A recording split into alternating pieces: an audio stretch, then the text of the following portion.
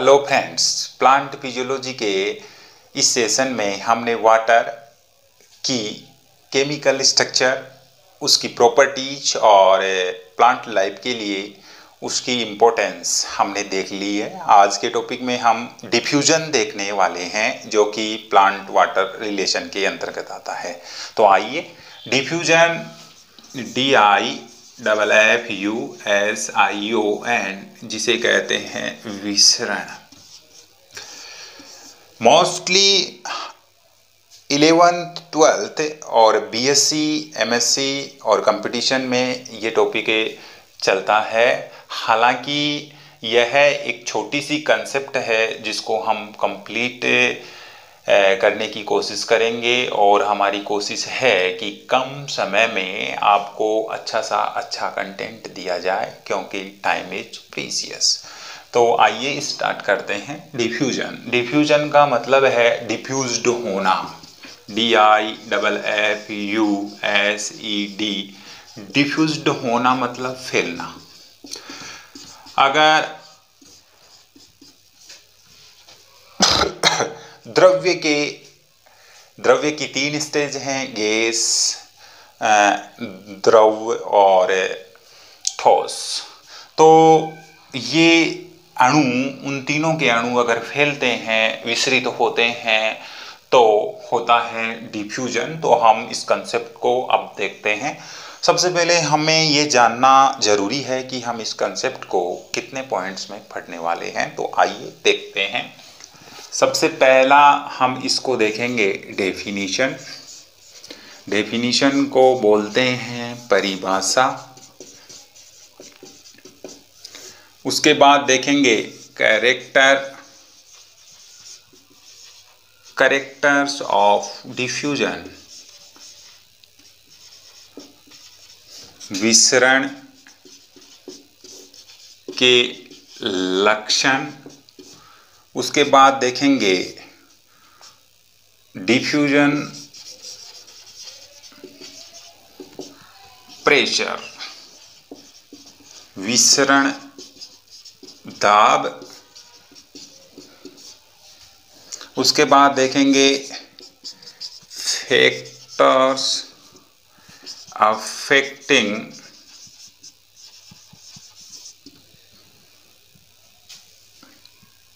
Diffusion, factors affecting diffusion, या इसी को हम कह सकते हैं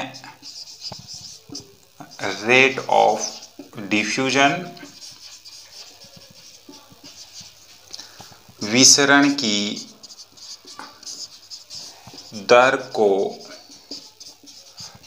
प्रभावित करने वाले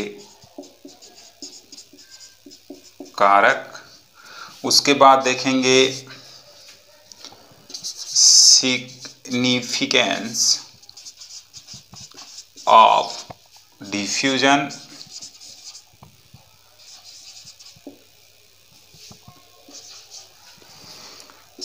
विसरण का महत्व। और लास्ट में हम इस पॉइंट के साथ डिफ्यूजन को क्लियर कर लेंगे कंसेप्ट को। वो है एग्जाम्पल्स ऑफ डिफ्यूजन। आप लोगों को कंफ्यूज नहीं होना है। डिफ्यूजन के साथ ओस्मोसिस, 2 कंसेप्ट चलती हैं, तो दोनों को ध्यान रखना है। विसरण के उदाहरण।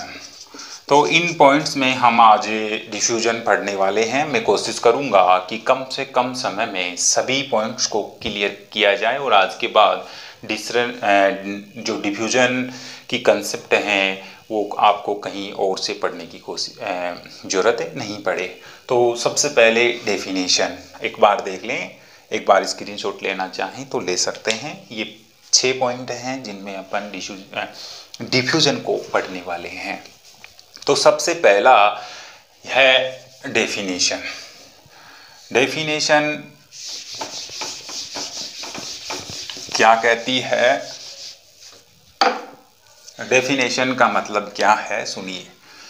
तो फैलना, मैं पहले ही बोल चुका हूं कि गैस, द्रव या विलय के जो अणु होते हैं उनकी अगर गति हो, मूवमेंट हो उच्च सांद्रता से निम्न सांद्रता की ओर, अणुओं की उच्च सांद्रता से निम्न सांद्रता की ओर अगर गति हो तो उस गति को ही क्या कहते हैं, विसरण।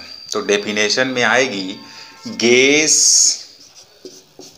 गैस के साथ द्रव या विलय या आयन, इन सब के अणु क्या जाएंगे, अणु जाएंगे। तो अणुओं की, इन सब के अणुओं की उच्च सांद्रता से कहां पर, निम्न सांद्रता की ओर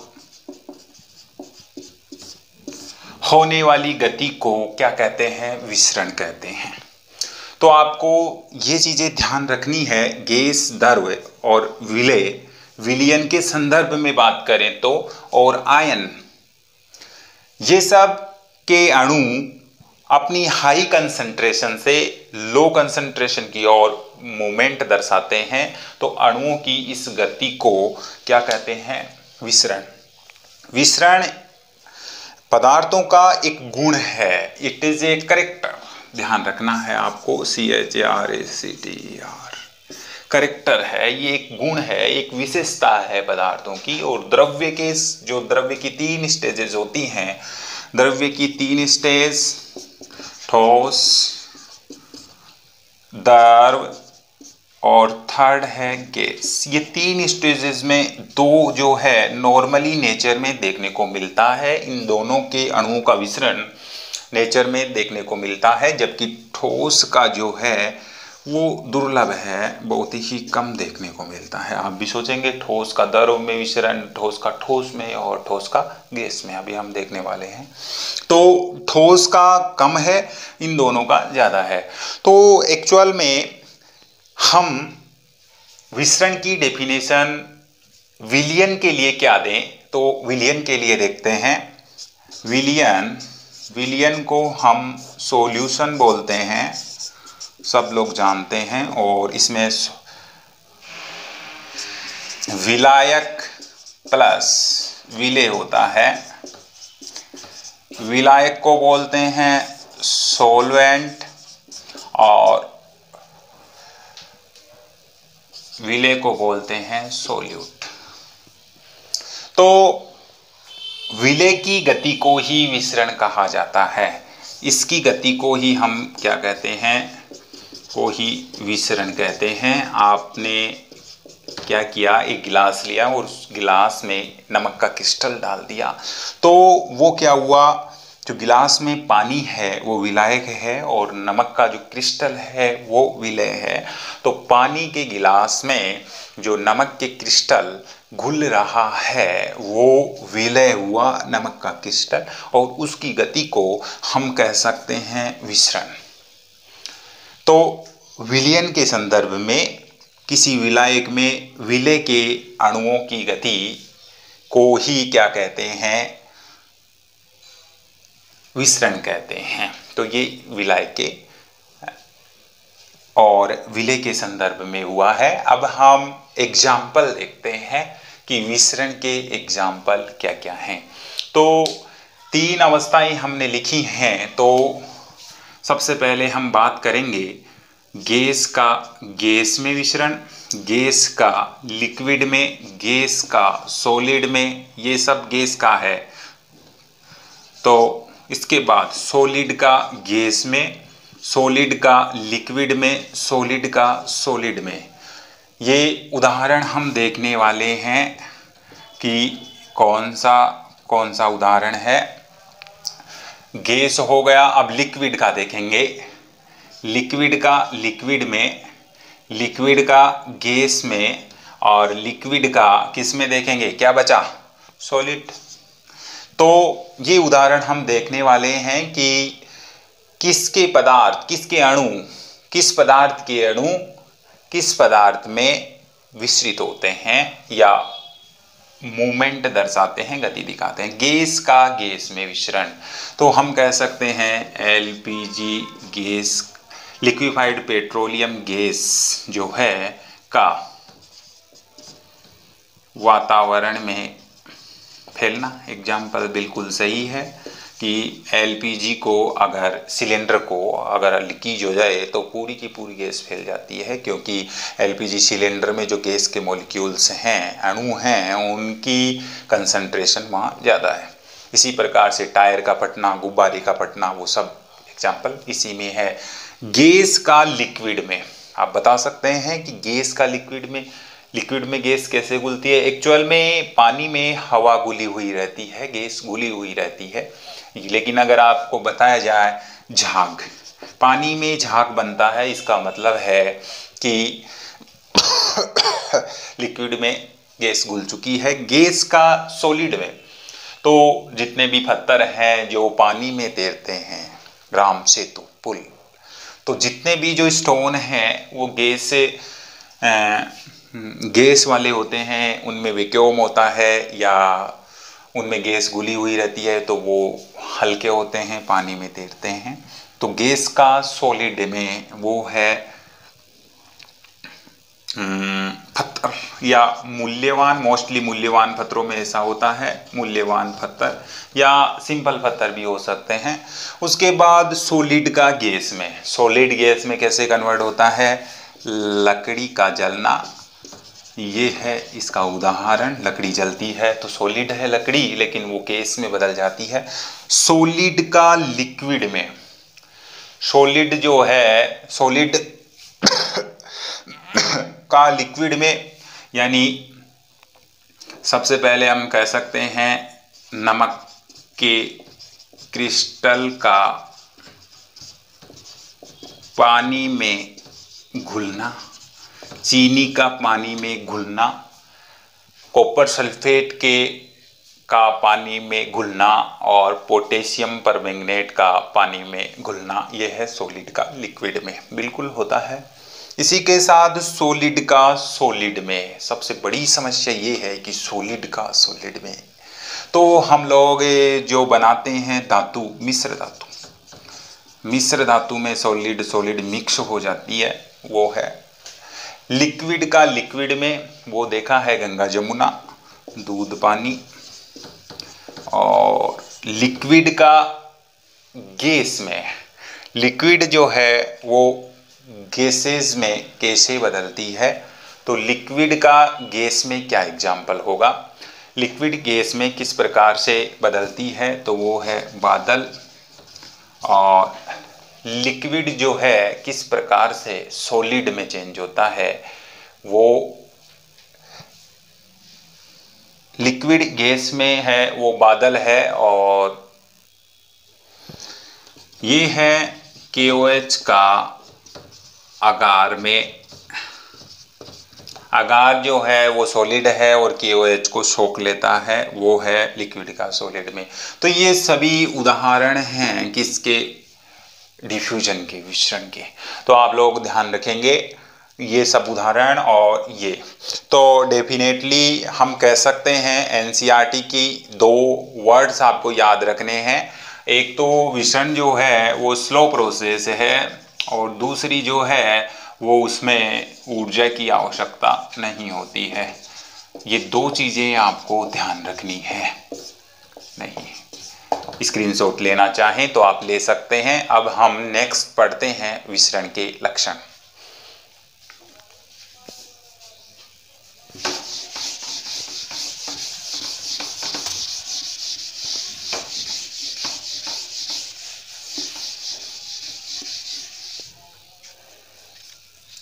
दूसरा है विसरण के लक्षण, कैरेक्टर्स ऑफ डिफ्यूजन। विसरण के क्या क्या लक्षण हैं, तो 4 लक्षण आपको विशेष रूप से ध्यान रखना है। पहला लक्षण ये है कि जो विस्तृत होते हैं अणु या मॉलिक्यूल्स हाई कंसंट्रेशन से लो कंसंट्रेशन की ओर जाते हैं। तो सबसे पहले हाई कंसंट्रेशन से ऑलवेज मॉलिक्यूल्स हाई से किस ओर जाएंगे? कंसंट्रेशन की ओर। ये बात आपको ध्यान रखनी है। उच्च सांद्रता से मॉलिक्यूल्स, चाहे तो वो लिक्विड का हो, चाहे वो गैस का हो, चाहे वो सॉल्यूट हो, चाहे वो आयंस हो, वो ऑलवेज हाई कंसंट्रेशन से उच्च से निम्न सांद्रता की ओर ही जाएगा। पहली विशेषता ये है। दूसरी विशेषता है कि जो इनकी मूवमेंट होगी वो होती है अणुओं की गतिज ऊर्जा के कारण। तो अणुओं की गतिज ऊर्जा के कारण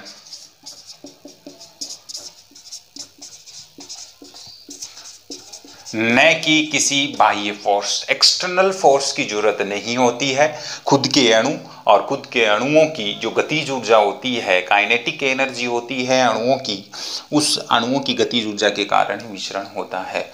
और विसरण जो होगा समान रूप से होता है और सतत रूप से। विसरण जैसे अपन समान तो असमान, अनियमित मानेंगे इसको, अनियमित रूप से और सतत होता है। कब तक होता है? जब तक कि साम्यावस्था तक समान रूप से दोनों की कंसंट्रेशन जब तक नहीं हो जाती है तब तक विसरण होता रहता है। और तीसरी विशेषता ये हो गई।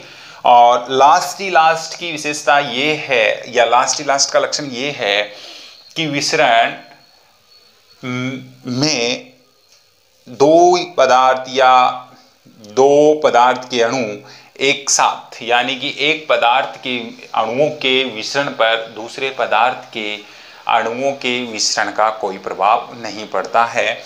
तो हम कह सकते हैं पूर्णतया स्वतंत्र रूप से होता है। दो पदार्थों का विसरण साथ साथ हो सकता है, दो से ज्यादा का साथ साथ हो सकता है, जैसे कि श्वसन और प्रकाश संश्लेषण में होता है O2 और CO2 का एक्सचेंज। तो ये चार विशेषताएं आपको ध्यान रखनी है। एक पदार्थ के अणुओं के विसरण पर दूसरे पदार्थ के अणुओं के का कोई प्रभाव नहीं पड़ता है, ये बात आपको ध्यान रखनी है। तो ये हुआ इसके लक्षण, चार लक्षण आपको ध्यान रखना है। अब थर्ड पॉइंट है विसरण दाब, जो इसका मोस्ट है, क्वेश्चंस यहीं से आते हैं। विसरित होने वाले पदार्थ के अणुओं की गतिज ऊर्जा के कारण उत्पन्न दाब को विसरण दाब कहते हैं। तो यहाँ पर आपको ध्यान ये रखना है, विसरित होने वाले पदार्थ के अणुओं की गतिज ऊर्जा के कारण उत्पन्न दाब, इतना ध्यान रखना है, अणुओं की गतिज ऊर्जा के कारण। तो यहां पर ये ध्यान रखना जरूरी है। अब क्यों होता है उत्पन्न? यहां पर हम माने कि ये कोई डाई है और इसके मॉलिक्यूल्स यहाँ पर हाई कंसंट्रेशन में हैं और इधर जो है कंसंट्रेशन बिल्कुल बहुत कम है, मॉलिक्यूल्स गिने चुने ही हैं। तो यहाँ पर सांद्रता में अंतर आ जाएगा। तो सांद्रता में अंतर के कारण विसरण दाब उत्पन्न होता है। ध्यान रखना है, कंसंट्रेशन में जो डिफरेंस पैदा होता है वो विसरण दाब के उत्पन्न होने का कारण है। तो उत्पन्न होता है सांद्रता में अंतर के कारण, अणुओं की सांद्रता में अंतर आ जाता है, उसके कारण विसरण दाब उत्पन्न होता है। दूसरा, ये जो अब हम कह सकते हैं जहां पर सांद्रता ज्यादा अणुओं की, डीपी भी ज्यादा, डीपी डिफ्यूजन प्रेशर बोला जाता है, इसको ध्यान रखना है शॉर्ट में। तो हाई डीपी से, डीपी ऑलवेज हाई डीपी से किधर जाएगा, लो डीपी की ओर, ये आपको ध्यान रखना है। अब मैं दो क्वेश्चंस के साथ इस वाले पॉइंट को खत्म करना चाहूंगा। यहां पर हमारा क्वेश्चन है, क्वेश्चन नंबर फर्स्ट, किसी विलायक का उसके विलयन के सापेक्ष डीपी डिफ्यूजन प्रेशर होता है या विलयन के सापेक्ष डीपी होता है, तो ए कम, बी ज्यादा, सी नकारात्मक और डी सर्वाधिक। आंसर दें आप। किसी शुद्ध विलायक का उसके विलयन के सापेक्ष डीपी होता है, क्या होगा, क्योंकि शुद्ध विलायक है, तो शुद्ध विलायक है तो मॉलिक्यूल्स की जो नंबर है वो ज्यादा है। और विलयन कब बनता है, जब विलायक में विलय मिलाते हैं। विलय मिलाते हैं तो डीपी कम होगा या ज्यादा, कम होगा। कम क्यों होता है, क्योंकि जैसे ही किसी विलायक में विलय मिलाया जाता है तो विलय के अणुओं के साथ बंध जाते हैं और विलय के जो मुक्त अणु हैं उनकी संख्या कम हो जाती है। तो ध्यान रखना है, विलयन में विलय मिलाने पर उसके विलायक का या विलयन का क्या होता है, डीपी कम होता जाता है। विलयन के सापेक्ष विलायक का डीपी कम होता जाता है, ध्यान रखना है। तो यहां पर किसी शुद्ध विलायक का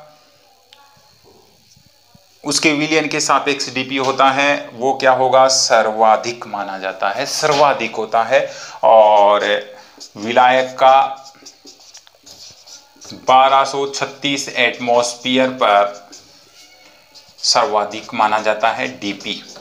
ये आरबीएससी में लिखी हुई लाइन है जिसको मैं बता रहा हूं इस टेम्परेचर पे। अब एक क्वेश्चन और करें। यहां पर विलायक में विलय मिलाने पर डीपी होगा ए कम, बी ज्यादा, सी समान,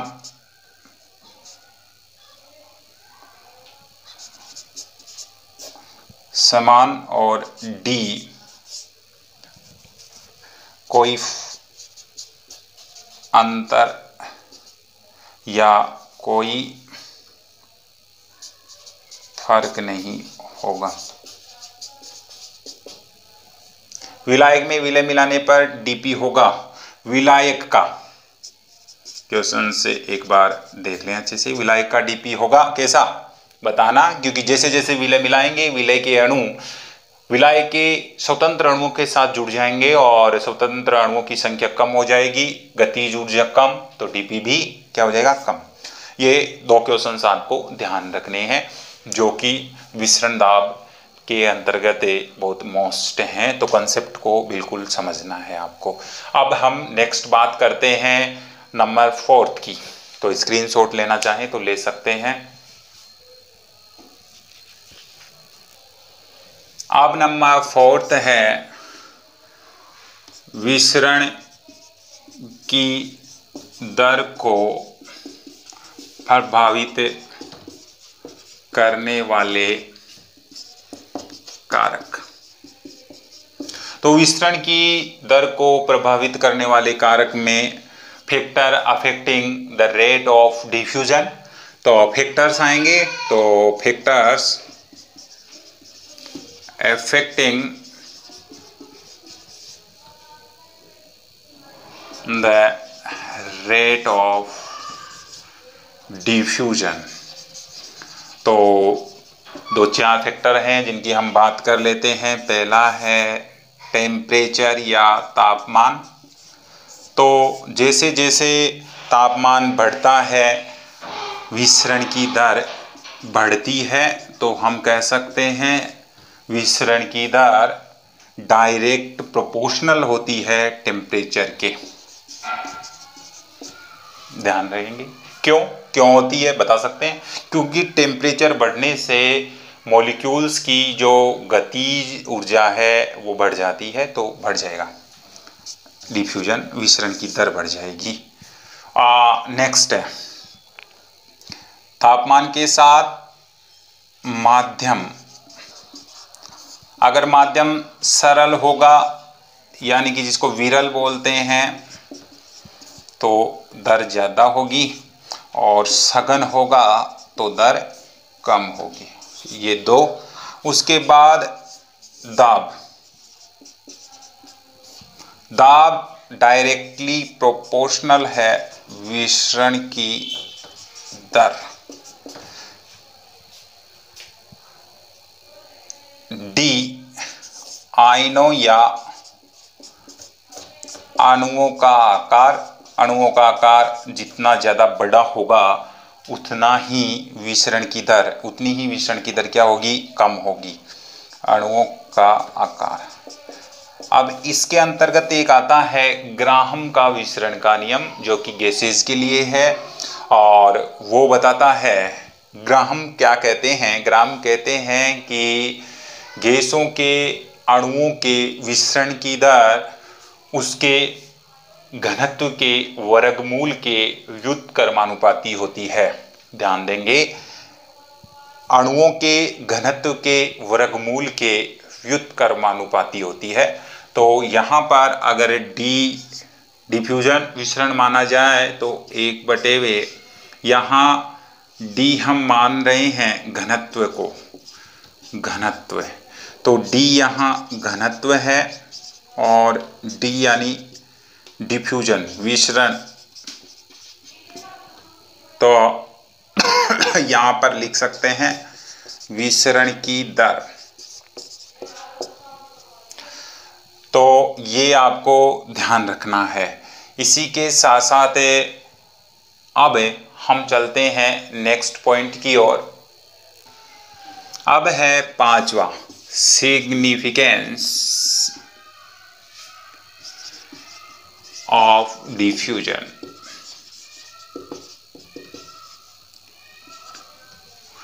डिफ्यूजन का क्या सिग्निफिकेंस है, महत्व है, विसरण का महत्व। तो विसरण का क्या महत्व होता है वो देखते हैं। विसरण का पहला महत्व है वाष्प उत्सर्जन में।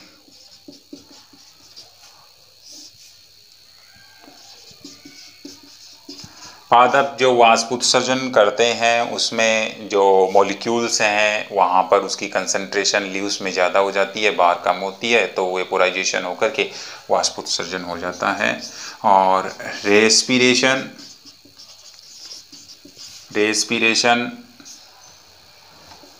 और फोटोसिंथेसिस जो अभी हम देख चुके हैं, उसमें O2 और CO2 का आदान प्रदान ये भी इसी से होता है। थर्ड जो है वो होता है जिसको हम वाष्प उत्सर्जन देख लिया, आयन निष्क्रिय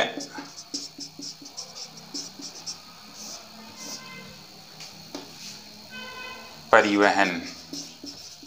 पादपों में जो निष्क्रिय परिवहन होता है वो भी इसी के द्वारा होता है। अब फोर्थ है हार्मोन्स का परिवहन भी इसी के द्वारा होता है। जहाँ बनते हैं कंसंट्रेशन ज़्यादा तो प्लांट्स के विभिन्न भागों में पहुँच जाते हैं। पांचवा, आयन निष्क्रिय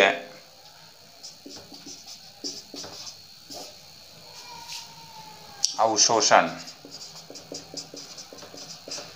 इसी के द्वारा होता है। निष्क्रिय अवशोषण पहले ही बता चुके हैं, ऊर्जा की आवश्यकता नहीं तो निष्क्रिय होता है। और एक है अंतःचूषण और परासरण, जो कि नेक्स्ट हम पढ़ने वाले हैं, वो भी किसके द्वारा होता है, विसरण के द्वारा ही होता है। तो ये हुआ अपना 5वां पॉइंट, ध्यान रखेंगे। अब नेक्स्ट है नंबर 6 पॉइंट, वो है विसरण के उदाहरण।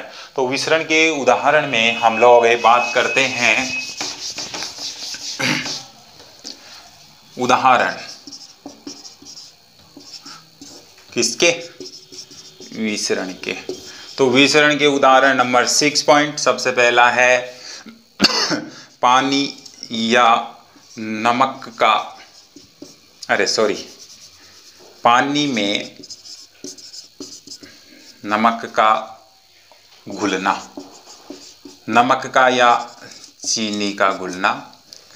प्रयोगशाला जो है उसमें H2S गैस को जब रिलीज होती है तो वो विसरित हो जाती है। अगरबत्ती, धूप बत्ती या परफ्यूम के अणुओं का या अगरबत्ती की धुआं का फैलना, ये इसी के साथ है सिलेंडर की गैस का लीकेज होना, ये भी वही है। और